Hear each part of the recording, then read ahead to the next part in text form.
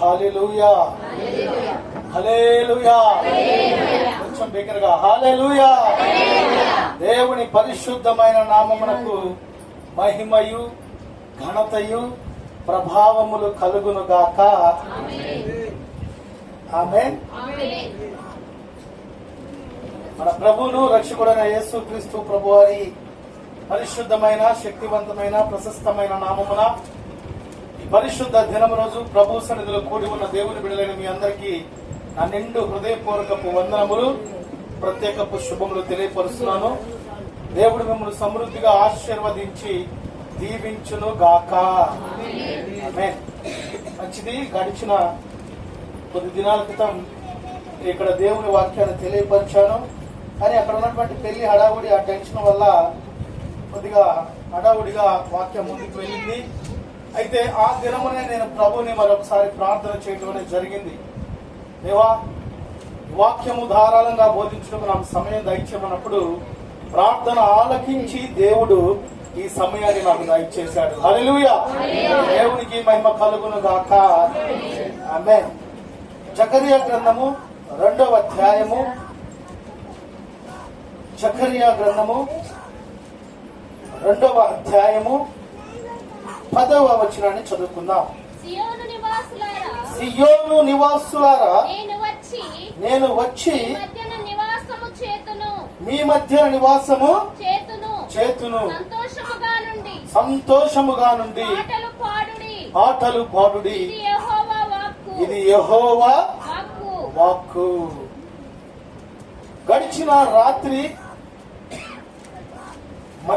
రాత్రి వేళ సమయంలో ప్రభువా, ఈ పరిశుద్ధ దినము రోజు నేను వాక్యము బోధించాలి కనుక నాకు వాక్యము ఏ విధంగా ఏ యొక్క మాట ద్వారా నేను బోధించాలన్నప్పుడు పరిశుద్ధాత్మను నన్ను ప్రేరేపించి నాకు తెలియపరిచినటువంటి మాట, నేను వచ్చి మీ మధ్యను నివాసము చేతును. హల్లెలూయా.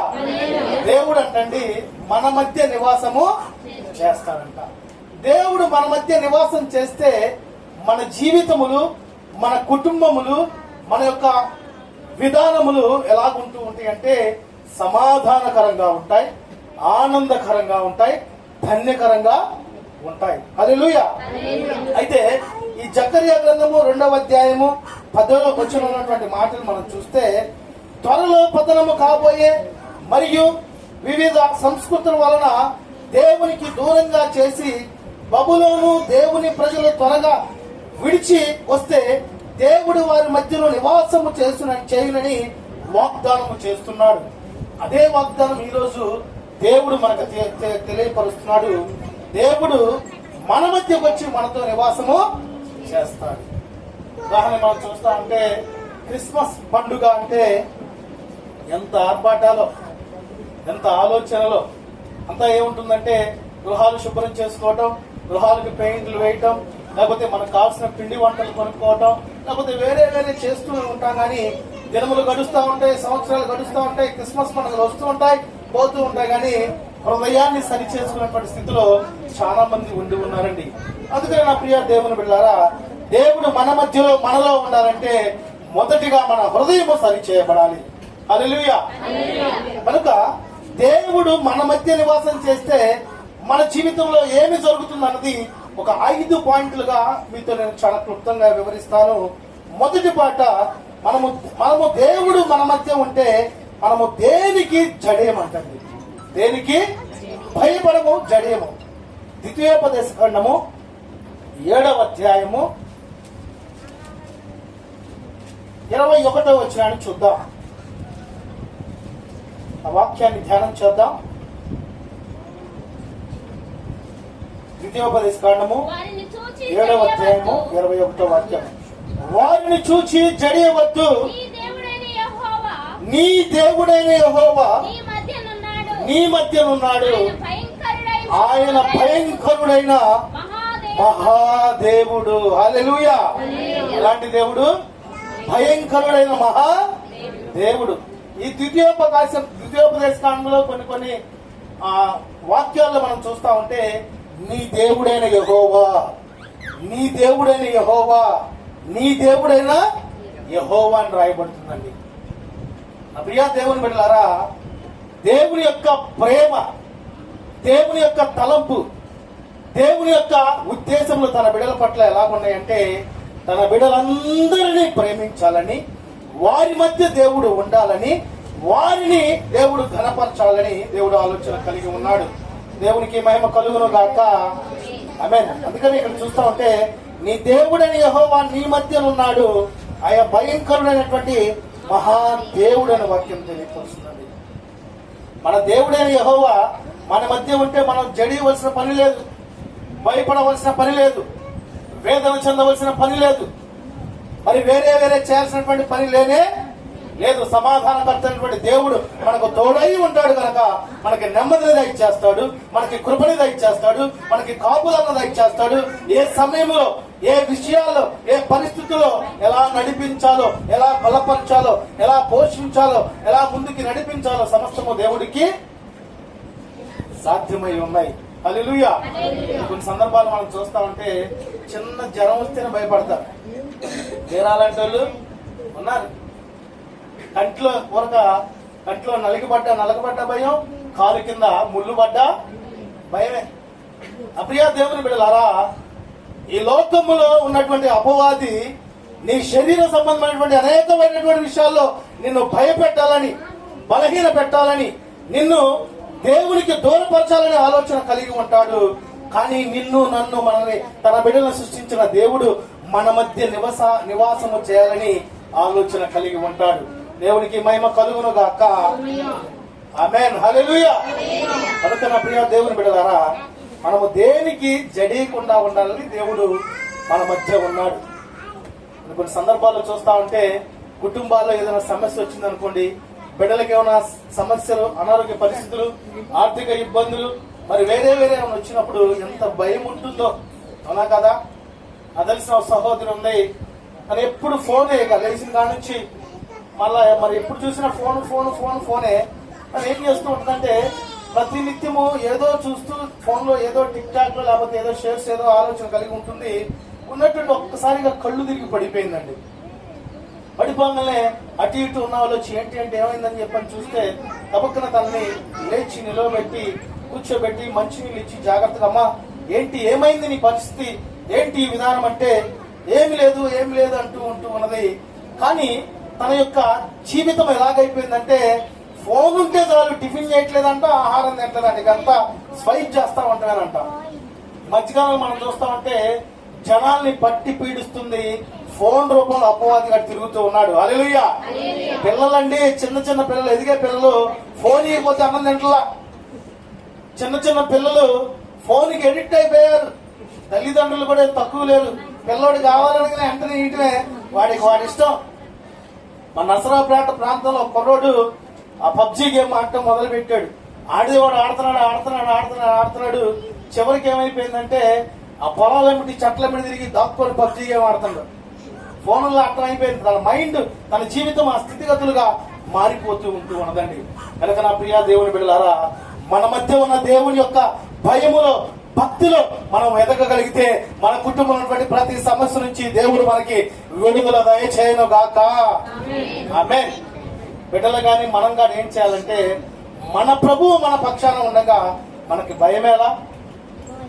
నీవు నా తోడు ఉన్నావయ్యా, నాకు భయమేలా నా యేసయ్యా.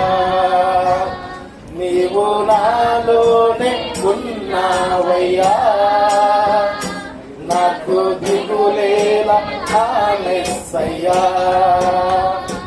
నాకు భయమేలా, నాకు దిగులేలా, నాకు చింతేలా, నాకు భీతియేలా, నీవు నా తోడు ఉన్నావయ్యా, నాకు భయమేలా నా యేసయ్యా.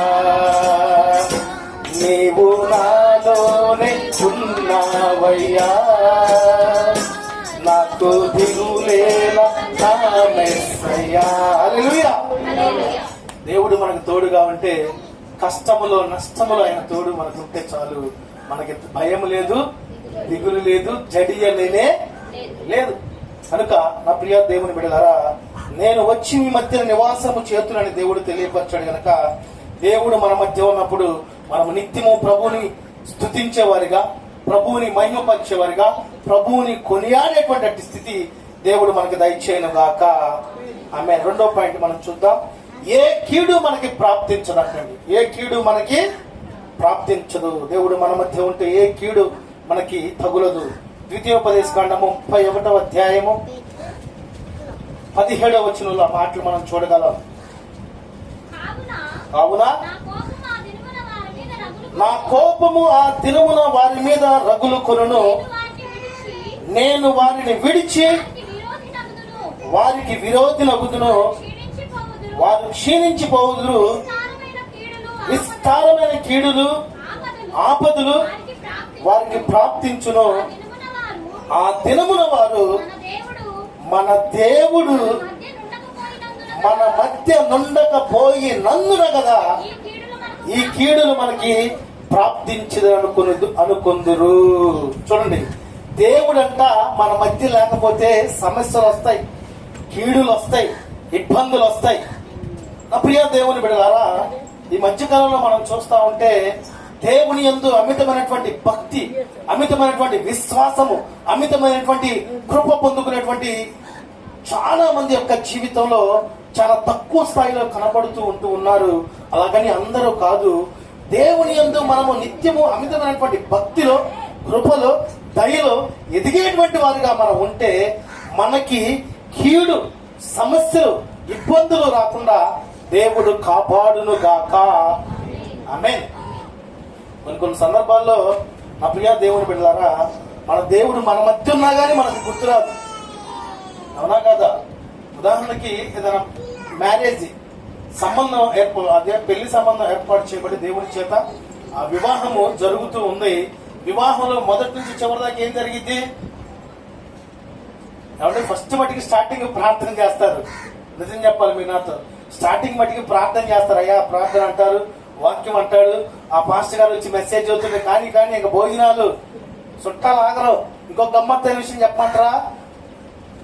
దేవుడు వివాహం అన్ని విషయంలో ఘనమైందని తెలియపరిచినప్పుడు ఆ ఘనమైన వివాహానికి వచ్చేటప్పుడు బైబుల్ చేత పట్టుకుని ఎవరు రాదు. దైవ సేవకుల చేతిలో తప్పితే సుమారు బైబుల్ చేతిలో ఉన్నట్టు నేను ఎవరి దగ్గర చూడాల. కానీ ఏమంటాయి అంటే మంచి బంగారంతో కూడిన వస్త్రము, అలంకారాలు ఉంటాయి. నేను నా కుటుంబం నేనని గణపరచాలని చూస్తూ ఉంటారు. హల్లెలూయా. కనుక ఆ వివాహము ఎవరి చేత చేయబడింది? దేవుని చేయబడింది. ఎక్కడెక్కడో వేరుగా ఉన్న వారిని దేవుడు జతపరిచి ఆ దేవుడు చేసినటువంటి వివాహములో దేవుని వాక్యానికి సమయం ఉండదు, దేవుని పాటలకి సమయం ఉండదు, దేవుని సంబంధమైన కార్యాలకి సమయం ఉండదు. ఇంకా బాధాకరమైన విషయం ఏంటంటే ప్రార్థన అయిపోయిన తర్వాత ఇంకా మళ్ళీ వాళ్ళ మళ్ళీ మొదలవుతా ఉంటుంది. నేను వివరంగా చెప్పలేను కానీ. కనుక దేవుడు మన మధ్య ఉన్నప్పుడు మన ఆలోచన, మన తలంపులు, మన ఉద్దేశాలు సమస్తము దేవుని యొక్క భక్తులు ఎలాగైతే కలిగి ఉన్నారో అట్టి రీతిగా మనం కలిగి ఉండాలి. హల్లెలూయా. ఆ భక్తి మనకు కావాలంటే మొదటిగా దేవుని యందు అమితమైన నమ్మకము కలిగి ఉండాలి, విశ్వాసము కలిగి ఉండాలి, విధేయత కలిగి ఉండాలి. నీ కుటుంబము, నీ బిడ్డలు, నీ ఆలోచన కొరక కాకుండా దేవుని వాక్యము కొరకు జీవించేటువంటి అట్టి తృష్ణ, అట్టి తలంపు, అట్టి ఆలోచన కలిగి ఉండాలండి. దేవునికి మహిమ కలుగును గాక. ఆమేన్. అందుకనే నా ప్రియ దేవుని బిడ్డలారా, దేవుడు అంట వారి మధ్య లేరు కాబట్టి వారికి ఏమవుతుంది? కావున నా కోపము ఆ దినమున వారి మీద రగులు కొనెను, నేను వారిని విడిచి వారికి విరోధముగా వారు క్షమించిపోవుదురు. విస్తారమైన కీడులు ఆపదలు వారికి ప్రాప్తించును. ఆ దినమున వారు మన దేవుడు మన మధ్య ఉండకపోయినందున కదా ఈ కీడులు మనకి ప్రాప్తించును అనుకున్నారండి. కనుక దేవుడు నిత్యము మన మధ్య ఉంటాడు. ఎక్కడ ఇద్దరు ముగ్గురు ఆయన నామమున కూడుకుందరు అక్కడ ఆయన ఉంటాడు. హల్లెలూయా. దేవుడు మన మధ్య ఉన్నాడా లేదా? ఉన్నాడు. ఆయన ప్రతి బిడ్డల్ని నిత్యము చూచుచూ ఉన్న దేవుడు అయి ఉన్నాడు. గనక మనము ఏ విషయంలో భయపడటానికి, ఏ విషయంలో బాధపడటానికి ఆలోచన కలిగి ఉండటానికి లేదండి. నా ప్రియ దేవుని బిడ్డలారా, కొన్ని సందర్భాల్లో కీడులు, సమస్యలు, ఇబ్బందులు ఎట్లా వస్తాయి తెలుసా? నీవు అమితముగా ప్రేమించేవారే నిన్ను అవమానపరుస్తారు. నీవు అమితముగా గౌరవించేవారే నిన్ను అపనిందలు నీ మీదకి వేస్తూ ఉంటారు. కానీ నిన్ను నన్ను మనల్ని సృష్టించిన దేవుడు మనల్ని విడిచిపెట్టేవాడు కాదు. తల్లి మరిచిన తండ్రి విడిచిన నేను విడువను ఎడబాయనని వాగ్దానం ఇచ్చున్నాడండి. కనుక నా ప్రియ దేవుని బిడ్డలారా, దేవుడు మన మధ్య నివాసము చేయాలంటే మొదటిగా మన హృదయము, మన జీవితము, మన ప్రవర్తన, మన మాట మార్చబడాలి. హల్లెలూయా. కొంతమంది మాటలు మనం చూస్తా ఉంటే పైకి ఎంత ప్రేమగా మాట్లాడుతూ ఉంటారు, వెనకమాల ఉంటది వాళ్ళ మాటలు, వాళ్ళ కుటుంబాల్లో, వాళ్ళ జీవితంలో. కనుక ఈ మాటలతో కూడిన జీవితం మనకు అవసరంలా, ఈ వ్యర్థమైనటువంటి తలంపులతో కూడిన జీవితం మనకు అవసరంలా.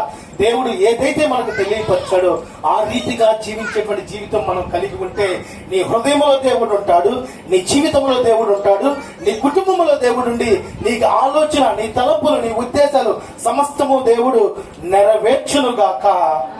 ఆమేన్.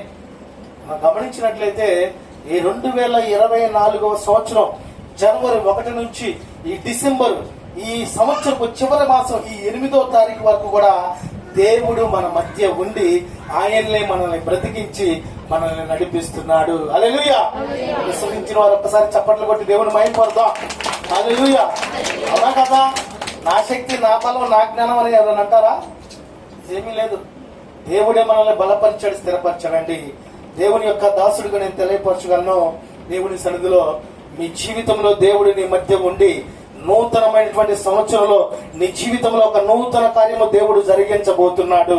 హల్లెలూయా. ఆ నూతన కార్యాన్ని బట్టి నీకున్న అవమానము, నీకున్న బాధ, నీకున్న లేమి, నీకున్న సమస్య నుంచి దేవుడు నిన్ను ఘనపరచబోతున్నాడు. దేవునికి మహిమ కలుగును గాక. ఇవన్నీ నీవు పొందుకోవాలంటే నీ మధ్య దేవుడు ఉండేటువంటి మంచి ప్రవర్తన జీవితం నువ్వు కలిగి ఉండాలి. 4 స్నేహితులు ఉన్నారు. వారు దేవుని సన్నిధిలో ఎదుగుతూ, దేవుని భక్తిలో ఎదుగుతూ, దేవుని ప్రేమలో ఎదుగుతూ, దేవుని కృపలో ఎదుగుతున్నారు. ఒకే ఒక్క స్నేహితుడు ఉన్నాడు. వాడు లోక సంబంధమైనటువంటి స్థితిలో ఉన్నటువంటి వాడుగా ఉన్నాడు. ఆ 4గురిలో కలవాలంటే కలవలేడు. ఈ ఒక్కడి యొక్క ఆశ, ఆలోచన, తలంపులు ఏంటంటే ఆ 4గురిని ఎలాగైనా నా వైపు ఆకర్షించాలి. ఏం చేస్తాడంటే మొదటిగా ధనము చూపిస్తాడు, రెండవదిగా ప్రేమ చూపిస్తాడు, మూడవదిగా లేనిపోని వాటిని చూపిస్తాడండి. కనుక నా ప్రియ దేవుని బిడ్డలారా, పరిశుద్ధ లేఖనము తెలియపరుస్తుంది, ఈ లోకమునైనను లోకములో ఉన్న వాటిని నేను ప్రేమించేవాడు నావాడు కాడు. అంతే. మనం ఏం చేయాలంటే లోకములో ఉన్న వాటిని విడిచి పరలోక సంబంధమైనటువంటి జ్ఞానంతో నింపబడేటువంటి కృపని దేవుడు మనకి దయచేయను గాక. ఆమె 3వ పాయింట్ నేను చెప్తాను, గమనించండి. 3వ పాయింట్, మనము సిగ్గు నొందక యుందుము. మనము సిగ్గు నొందక యుందుము. దేవుడు మన మధ్య నివాసము చేస్తే మనం సిగ్గుపరచబడాల్సినటువంటి పని ఉండదు. యోవేలు గ్రంథము చూద్దాం, పరిశుద్ధ గ్రంథము నుంచి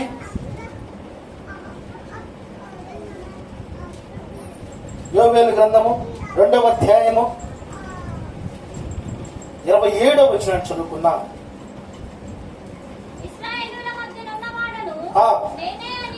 నేనే అనియు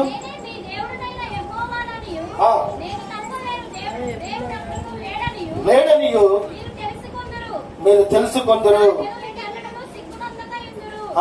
చూడండి, అక్కడ చూస్తే ఏమన్నా, మళ్ళీ ఒకసారి చదవమ్మా.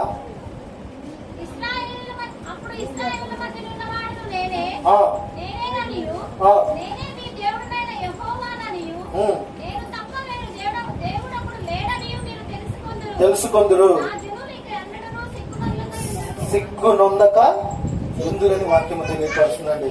అప్రియ దేవుని బిడ్డలారా, ఇశ్రాయేలు మధ్య అంటే పైన మనం 26 చూస్తే, నా చెలులు ఇక నెన్నటికి సిగ్గునందరు, అప్పుడు ఇశ్రాయేలు మధ్య ఉన్న వాడను నేనే. ఆనాడు ఇశ్రాయేల్ని కాచి కాపాడి ఆ ఐగుప్తు బంధకాల నుంచి విడుదల దయచేసిన దేవుడు నేనే అని తెలియపరుస్తూ, అప్పుడు ఇశ్రాయేలు మధ్య ఉన్నవాడు నేనే అనియు, నేనే మీ దేవుడనైన యెహోవాననియు, నేను తప్ప వేరొక దేవుడు లేరనియు మీరు తెలుసుకొందురు. నా జనులు ఇక నెన్నడను సిగ్గు నొందక యుందురు. హల్లెలూయా. ఈ సిగ్గు, ఈ భయము, ఈ ఇబ్బందులు ఎందుకు వస్తా ఉంటాయంటే, కొంతమందిని మనం అమితమైనటువంటి ప్రేమతో ప్రేమించడం ద్వారా, కొంతమందికి మనం ఇచ్చిన అలుసుల ద్వారా వారు ఏం చేస్తారంటే తిరిగి మనకి మాటల ద్వారా మన మనస్సుని, మన హృదయాన్ని గాయపరచాలనే ఆలోచన కలిగి ఉంటారు. హల్లెలూయా. మధ్యకాలంలో నేను ఈ చిన్న ఒక యూట్యూబ్ ఛానల్ స్టార్ట్ చేసుకొని దేవుని యొక్క పరిచయంలో దేవుడిచ్చిన తలంపులో ముందుకు వెళ్తూ ఉన్నాను. వెళ్తూ ఉంటూ ఆ యూట్యూబ్ ఛానల్లో ఒక వీడియో పెట్టి ఆ యొక్క వీడియో ఆ పాస్టర్స్ దాంట్లో అప్లోడ్ చేశారు. ఆ యాప్ లో అప్లోడ్ చేస్తే ఒక పాస్టర్ గారు మరి ఏమైందేమో నాకు తెలీదు, ఈ వీడియో ఏంటి ఇలా పెట్టావు అది అని ఒక లాంటి ఫీలింగ్ తో ఆ మాట అక్కడ టైప్ చేసి పెట్టాడు. అది చూడగానే నాకు ఎంతో బాధేసింది, ఎంతో కోపం వచ్చింది, ఎంతో ద్వేషం వచ్చింది. ఏంటి ఇట్లా పెట్టాడని ఆలోచన రాగానే దేవుడు ఏం చేశాడంటే, ఆగాగయ్యా నువ్వు తొందరపడమాక, లేనిపోయినటువంటి ఇది చేయమాకని ప్రేరేపించి ఎవరైతే నన్ను అవమానపరిచారో వారి వరకు ప్రార్థించి వారి యొక్క విషయంలో నేనే కోపము లేకుండా ఉండటానికి తగిన బుద్ధి జ్ఞానం దయచని దేవుడు నన్ను ప్రేరేపిస్తూ ఉంటే, వారిని నా మీద ద్వేషంగా ఉన్నప్పటికీ నేను వారిని ప్రేమతో మరి మాట్లాడటం స్టార్ట్ చేశానండి. హల్లెలూయా. దేవుడు ఊహించని రీతిలో ఏం చేశాడంటే, ఎవరైతే ఆ చెడుగా కామెంట్ పెట్టాడో, అవమానపరచాలని హేళన చేయాలని ఆ కామెంట్ పెట్టాడు, సుమారుగా 300 మంది పాస్టర్లు ఉన్న దాంట్లో ఒక రోజు అతనే నా దగ్గరకు వచ్చి నా తప్పు అయిపోయింది క్షమించానండి. దేవునికి మహిమ కలుగును గాక. ఆమె నాకు అప్పుడు అపవాది ఏం ప్రేరేపించాడంటే, వెంటనే ఫోన్ చేసి తిట్టు లేకపోతే ఏది అవును అని. ఈ మాటలు ఎందుకు తెలియపరుస్తున్నానంటే, మన జీవితంలో అండి సడన్ గా చేసే కార్యాలను బట్టి అవమానం మనకు ఎదురైద్ది, అవునా లేదా? మనకి ముందుగానే వెంటనే వచ్చేది ఏంటంటే ఒకే ఒక ఆయుధం ఉంది, ఆ ఆయుధమే మనల్ని పడేసింది, అదే కోపము. కోపము జయించేవారు ఎవరైనా ఉన్నారా? కోపం ఏం చేస్తా ఉంటదంటే మనల్ని ఉద్రేకానికి తెచ్చిద్ది. ఆ కోపంలో ఏం చేస్తానో తెలీదు, ఏం జరుగుతుందో తెలీదు, ఎలా అవుతుందో కూడా మనం చేసుకోలేము. పెద్దవారైన వారు చిన్నవారి మీద కోపపడతారు. ఈ మధ్య స్టైల్ ఏందో తెలుసా? చిన్నపిల్లలు పెద్దవాళ్ళని హేళన చేస్తున్నారు. విలువ లేదు, భయం లేదు, భక్తి లేదు. మరి సమాజం ఎక్కడికి వెళ్తుందో అర్థం కావట్లా. ఒక తండ్రిని కొడుకు పిలుస్తున్నాడు, ఎలా సుబ్బారావు అంటున్నాడు. తండ్రికి మరి అంత ఆశ, ఏంటన్నా ఏం కావాలి, తీసుకెళ్ళి ఒక మోటీ లేకపోతే సరిపోయింది. ఏందండి ఏం పెంపకం ఏందండి అంటే, మా వాడు అంతేనండి, లేకపోతే అన్నం తిన్నంట. ఒక పిల్లడేమో ఫోన్ ఇకపోతే అన్నం తిన్నంట. ఏందయ్యా అంటే అది అంతే. కనుక నా ప్రియ దేవుని బిడ్డలారా, దేవుడు మన మధ్య ఉంటే ఆయన బిడ్డలు ఎప్పుడు సిగ్గు నొందకుండా ఉంటారు. సిగ్గుపడాల్సినటువంటి పని లేదు. దేవుడు మన మధ్య ఉంటే మన మాట, మన చూపు, మన తలంపు, మన ఉద్దేశాలు సమస్తము దేవుని మహిమార్థకరంగా ఉంటాయి. ఏ విషయంలో భయపడవలసిన పని లేదు, ఏ విషయంలో జడేయవలసిన పని లేదు, ఏ విషయంలో కూడా సిగ్గుపడవలసిన పని మన జీవితంలో మనం చేయం. ఒక పాపి ప్రార్థన చేయడానికి భయపడతాడు, ప్రార్థన చేసేవాడు పాపము చేయడానికి భయపడతాడు. హల్లెలూయా. అవునా కదా? ఒక పాపి ప్రార్థన చేయడానికి భయపడతాడండి, ప్రార్థన చేసేవాడు పాపము చేయడానికి భయపడతాడు. అందుకనే కొన్ని సందర్భాల్లో ప్రార్థన చేసే వారి జీవితములు పరిశుద్ధముగా ఉంటాయంట. ఎలా ఉంటాయి? పరిశుద్ధముగా ఉంటాయి. పరిశుద్ధంగా ఉన్న వారి జీవితంలో పాపము ఉండదు. దేవునికి మహిమ కలుగును గాక. ఆమేన్. ఒకవేళ నా ప్రియ దేవుని బిడ్డలారా, నాలాగే మీ జీవితంలో కూడా ఎవరన్నా అవమానపరిచి, ఎవరన్నా హేళన చేసి, ఎవరన్నా లేనిపోయినటువంటి మాటలు మీకు తెలియపరిస్తే దానిని బట్టి మీరు ఆలోచన చేయకుండా, ప్రభు నాతో ఉన్నాడు, నా మధ్య ఉన్నాడు, ప్రభు నా ప్రార్థన విని తగిన సమాధానం నాకు దయచేస్తానటువంటి అట్టి నిరీక్షణ జీవితం కలిగి నువ్వు ప్రభువుని ప్రార్థించగలిగితే, ఏ స్థలములైతే నీకు అవమానం వచ్చిందో, ఏ స్థలములైతే నిన్ను నిందించారో, ఏ స్థలములైతే నీవు దేనికి పనికిరావు, నీవు చేతగావు, నీ బ్రతుకు, నీ జీవితం ఇంతే అన్నారో, అక్కడే నా ప్రభువు నీ మధ్య ఉండి నిన్ను లేవనెత్తబోతున్నాడు. దేవునికి మహిమ కలుగును గాక. హల్లెలూయా, హల్లెలూయా, హల్లెలూయా. నా జీవితంలో అదే చేశాడు. ఏ ప్రాంతంలో అయితే నన్ను నిందించారో, అవమానపరిచారో, హేళన చేశారో అదే ప్రాంతంలో నన్ను లేవనెత్తాడు. నన్ను బట్టి నా బంధువులు, నా స్నేహితులు దేవుని సన్నిధికి నడిపించబడ్డారండి. హల్లెలూయా. అది నిజమైనటువంటి దేవుడు మన మధ్య ఉండటం అంటే, దేవుని కార్యాలు మన జీవితంలో చూడటం అంటే. కనుక నేను వచ్చి నీ మధ్య నివాసం చేస్తానని దేవుడు తెలియపరిచాడు. దేవుడు నీ దగ్గరికి రాకుండా ఆటంకాలు కొన్ని ఉంటాయి. ఆ ఆటంకాలు మనం తొలగించాలి, అడ్డుగోడలు మనం తీసివేయాలి. నా అంత మంచివాడు లేడు, నా అంత ప్రార్థనా పరుడు లేడు, నా అంత గొప్పవాడు లేడని మనం చెప్పుకునేవారుగా కాకుండా, ఆ ఉన్న లోపాలని సరి చేసుకొని దేవుని వాక్యము ద్వారా మన జీవితాన్ని మార్చుకోగలిగితే వాక్యమై ఉన్న దేవుడు నీతో ఉండును గాక. ఆమేన్. 4వ పాయింట్ మనం చూద్దాం. నేను వచ్చి మీ మధ్యలో నివాసము చేతును. దేవుడి మధ్య మన మధ్య నివాసం చేస్తే మొదటి పాయింట్, మనము దేనికి జడేము, భయపడము. 2వ పాయింట్, ఏ కీడు మనకి ప్రాప్తించదు. 3వ పాయింట్, మనం సిగ్గు నొందవలసిన పని లేనే లేదు. 4వ పాయింట్ మనం చూద్దాం. దేవుడు మన మధ్య నివాసం చేస్తే 4వ పాయింట్, అపాయమేమీ మనకి సంభవింపదంటండి. అపాయమేమో మన యుద్ధకి రాదు. జఫన్యా గ్రంథము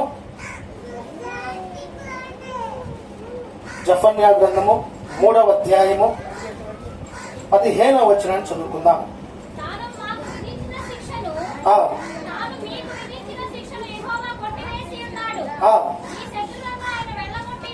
వెళ్ళగొట్టి ఉన్నాడు.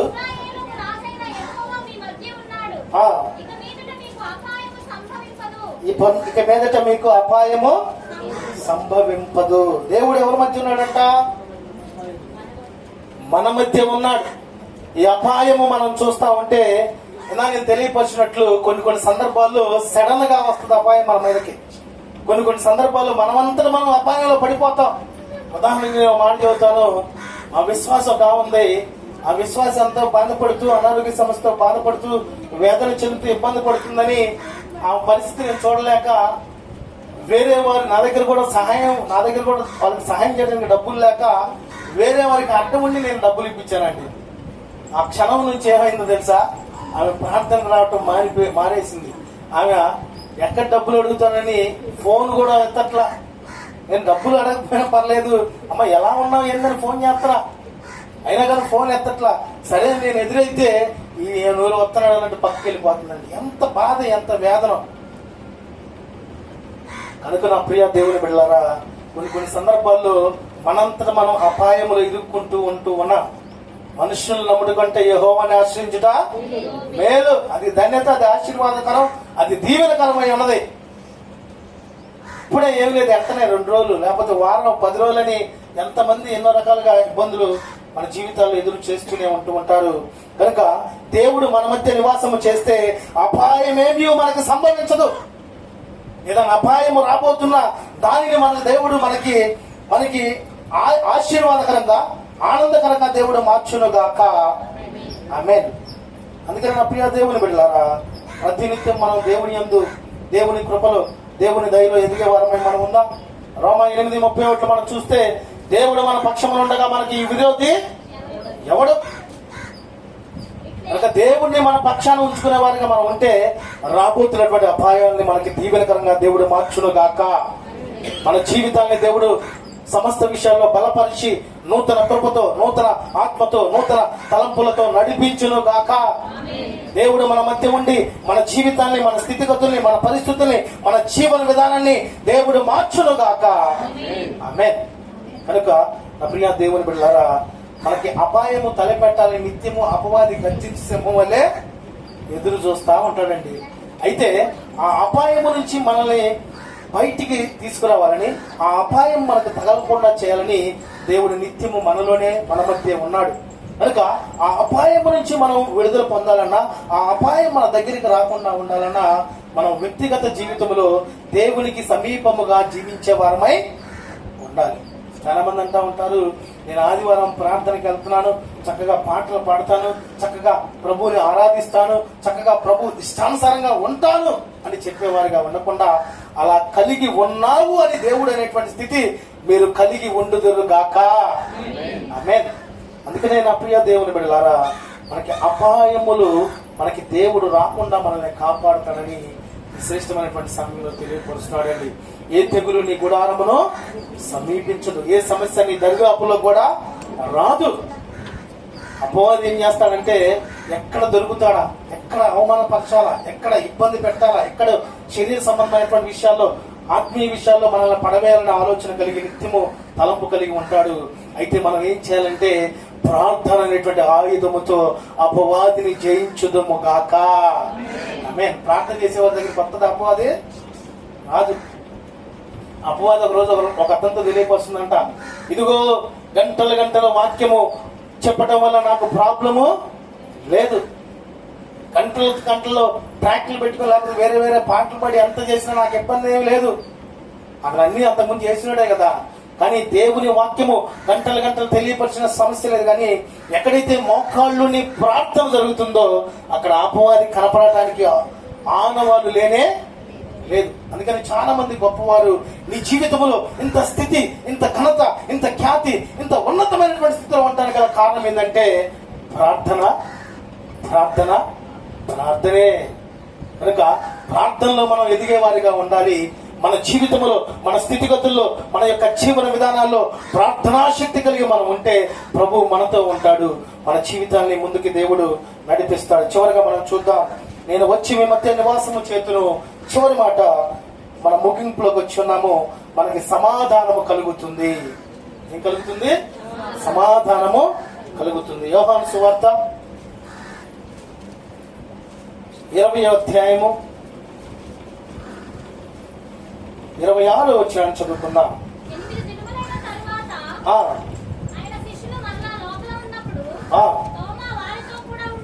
ఉండెను. యేసు వచ్చి మధ్యన నిలిచి నీకు సమాధానము కలుగును గాక అని నిన్ను. హల్లెలూయా. దేవుడండి తను పునరుద్ధానమై లేచిన తర్వాత మరలా 8 దినాల తర్వాత ఆయన శిష్యులు కనపడ్డారు. ఆ సందర్భంలో తెలియపరిచినటువంటి మాటలు, 8 దినములైన తర్వాత ఆయన శిష్యులు మరలా లోపల ఉన్నప్పుడు తోమ వారితో కూడా ఉండెను. తలుపులు మూయబడి ఉండగా యేసు వచ్చి మధ్యలో నిలిచి నీకు సమాధానము కలుగును గాక అని తెలియపరిచినండి. కనుక నా ప్రియ దేవుని బిడ్డలారా, మన జీవితంలో సమాధానము కోట్లు డబ్బులున్నా ఉండదు, లేకపోతే నిరుపేదలా ఉన్నా ఉండదు. కానీ దేవుని మన మధ్యలో ఉంటే సమాధానము మనకుంటుందండి. ఆ సమాధానం మనం కలిగి ఉండేవారిగా ఉండాలి. కనుక దేవుడు మన మధ్యలో ఉండాలన్నా, దేవుడు మనతో ఉండాలన్నా, దేవుడు మన కుటుంబంలో ఉండాలన్నా, దేవునిచే మన కుటుంబం దీవించబడుతూ ఆశీర్వదింపబడుతూ దేవునిచే అంచెలంచెలుగా హెచ్చించబడాలన్నా మనం మొదటిగా ప్రభు యొక్క మనస్సు మనం కలిగి ఉండేవారమై ఉండాలి. హల్లెలూయా. కనుక నా ప్రియ దేవుని బిడ్డలారా, సమాధానకర్త అయినటువంటి దేవుడు మనల్ని సమాధాన పరచాలనే ఆలోచన కలిగి ఉన్నాడు. కనుక నిత్యము దేవుని యొక్క ఆలోచన, దేవుని యొక్క తలంపులు, దేవుని యొక్క ఉద్దేశాలు కలిగి ఉందా? ప్రియ దేవుని బిడ్డలారా, నీవు ఎంత పేదవాడివైనా, ఎంత దీన పరిస్థితిలో ఉన్నా సరే నేడు దేవుడు నీ మధ్య నివసించాలని ఆశించి ఉన్నాడు. కావున నేడే నీ హృదయములో ఉన్న చెడుతనమును, సమస్త పాపమును విసర్జించి నీ హృదయము ఆయన ఆలయమై ఉన్నదని గ్రహించి ఆయనను సంపూర్ణముగా ఆహ్వానిస్తే ఆయన నీలోకి వచ్చి నివసించి నీ జీవితాన్ని ఆనందముగా, సంతోషముగా నింపును గాక. ఆమేన్. అట్టి కృప దేవుడు మనందరికీ దయచేయను గాక. ఆమేన్. ప్రార్థన చేసుకుందాం. పరిశుద్ధుడ మహోన్నతుడ మా దేవ, మా తండ్రి, మీకే స్తోత్రాలు తండ్రి. ఇదిగో ప్రభువా, నేను వచ్చి మీ మధ్య నివాసము చేతులని తెలియపరిచావు తండ్రి. ఇదిగో తండ్రి, అనేకమైన మాటలు మీరు మాకు తెలియపరిచావు తండ్రి. దేవా, మనము దేనికి జయపడొద్దని తెలియపరిచావు. ఏ కీడు మీకు ప్రాప్తించదని తెలియపరిచావు తండ్రి. అదేవిధంగా మనము సిగ్గు నొందమని తెలియపరిచావు. అపాయమేమి మీకు రాదని తెలియపరిచావు. సమాధానము కలుగుతుందని తెలియపరిచావు తండ్రి. ఇదిగో ప్రభువా, ఈ యొక్క సంవత్సరం అంతా కూడా నీ రెక్కల చాటును కాచి కాపాడి భద్రపరిచి ఈ యొక్క డిసెంబర్ మాసం చివరి మాసం, ఈ సంవత్సరం చివరి మాసం, ఈ 8వ తారీఖులో తండ్రి మమ్మల్ని మీరు నడిపించున్నారు తండ్రి. మీరు మాతో మాట్లాడారు తండ్రి. నేను మీ మధ్య నివాసము చేతులని తెలియపరిచావు తండ్రి. కనుక తండ్రి, నిత్యము నీ వాక్యము ద్వారా, నీ ప్రార్థన ద్వారా, నీ కృతజ్ఞతాస్తుతుల ద్వారా తండ్రి నేను మహింపరిచి మీరు మాలో ఉండేటువంటి ప్రభుత్వం నడిపించమని ప్రార్థిస్తున్నాను తండ్రి. ఇదిగో కొద్ది దినాల్లోనైనా ప్రభా, నూతన సంవత్సరంలోకి మేము వెళ్తుండగా మా జీవితంలో ఒక నూతన కార్యము మీరు జరిగించుదురు గాక. మా జీవితాన్ని మీరు సరిచేయుదురు గాక. నీ కృపాక్షేమము కాపుదలతో నింపి నిత్యము మీరు తండ్రి మీలో ఉండేటువంటి అట్టి కృప తండ్రి, నిత్యము మీరు మా మధ్య ఉండేటువంటి అట్టి భక్తి, అట్టి యథార్థత, అట్టి పరిశుద్ధత ఇచ్చేసి నీ కృపాక్షేమము కాపుదలతో మమ్మల్ని మీరు నిత్యము నాయన తండ్రి నడిపించి బలపరిచి స్థిరపరచమని ప్రార్థిస్తున్నాం తండ్రి. ప్రాముఖ్యంగా నాయన తండ్రి స్థానిక దైవ సేవకులను బట్టి ప్రార్థిస్తున్నాం నాయన తండ్రి. వారిని అపాయకరమైనటువంటి స్థితిలో గడిచిన దినాల్లో యాక్సిడెంట్లు మీరు కాపాడి ఆయన తండ్రి భద్రపరిచి క్షేమం దయచేసినందుకు స్తోత్రాలు. మరొకసారి తండ్రి, ఆయన ఆపరేషన్ మీరు సహాయం దయచేసి నీ దాసుడికి మీరు మంచి శక్తిని, జ్ఞానమును దయచేసిన దాన్ని బట్టి స్తోత్రాలు. దేవా, నీ దాసుడికి మీరు తోడుగా ఉండండి. కుటుంబాన్ని మీరు దీవించండి, ఆశ్రదించండి. సంఘ బిడ్డలందరూ కూడా మీ కృపాక్షేమము, కాపుదల దయచేసి నిత్యమునైన తండ్రి నీ ప్రేమతో నింపి నడిపించమని నజరేయుడైన యేసుక్రీస్తు ప్రభువారి శక్తివంతమైన నామమున ప్రార్థించి అడిగి వేడుకొనుచున్నాము మా తండ్రి. ఆమేన్. హల్లెలూయా, హల్లెలూయా, హల్లెలూయా. హృదయపూర్వక వందనాలు. అవకాశం ఇచ్చిన దైవ